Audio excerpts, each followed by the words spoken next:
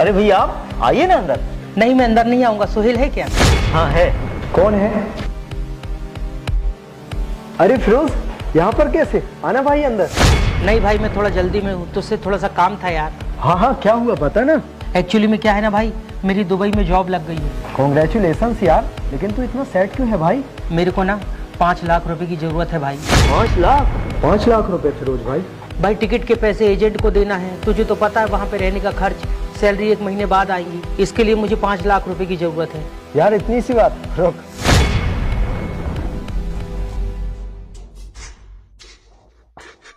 ये ले, डाल दिया तेरे अकाउंट में 5 लाख रुपए।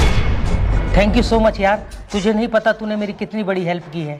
यार तू मुझे दोस्ती भी बोलता है और थैंक यू भी कर रहा है। जा जाके तैयारी कर और दुबई जाके अपना ख्याल रखना, और किसी भी चीज की जरूरत हो तो मुझे बताना। यार थैंक यू।